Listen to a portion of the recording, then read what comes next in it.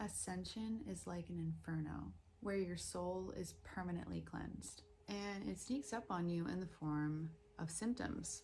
You might be going through ascension symptoms if you're in and out of the doctor with no answers. He seems to be picking and choosing. Ascension is often not pretty and comes with a host of symptoms with no real answers. It will need to release the old you, and this can manifest in many different ways.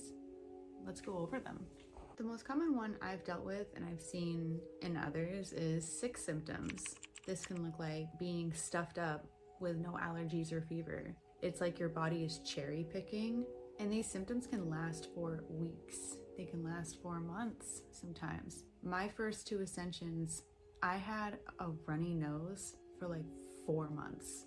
It can look like cough or body chills without a fever, random headaches with no real change in your environment. These are indications that there very well could be something spiritual going on behind the scenes. This means slow down. Your body needs the rest, but your soul also needs the rest.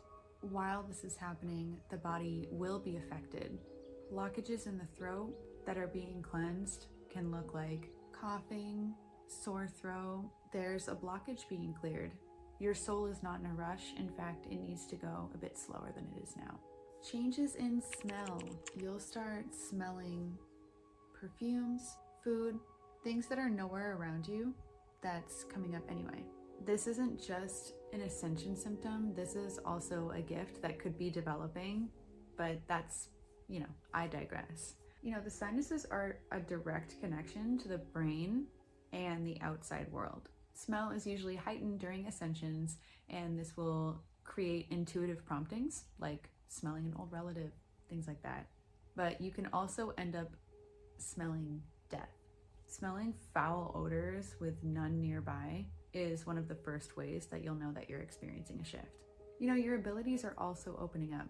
Now, if you're smelling something foul, like smelling death, there's a decision that you've made, and you're going through the integration process of it. It's a big indicator of ascension when you start smelling nasty smells. It's kind of like you're sweating out old energy. Yeah, it's similar to your body, your soul is sweating out the old you, and your nose is picking up on it. Salt baths, adding in vitamins that you may not be getting, like vitamin D and magnesium. Nausea, my least favorite symptom. If you're feeling nauseous for no reason, you might be denying something, putting something off, not wanting to face it, not wanting to accept it. It could also mean that we're being gluttonous and focusing on the material over the other areas of our lives. The body is rejecting something. There's something you can't quite stomach. That's nausea. Keep in mind that the gut and the mind are directly related. So if you're struggling with something mentally, the gut is going to translate it in an effort to find balance. Tea is also awesome, like peppermint tea, turmeric, ginger. Even saying a prayer or a wish over that drink, that will really help. The best practice with all of these is just to speak to your body. Take a couple breaths and ask your body what it needs to feel better, to feel some relief. Dealing with nausea though, if you confront your emotions and what you're struggling with, that will relieve the nausea. If it's a symptom of something you're going through spiritually, confront it emotionally. Something I always do when I'm experiencing spiritual nausea is I'll do a guided meditation. Skin changes, itchiness, rashes, flare-ups.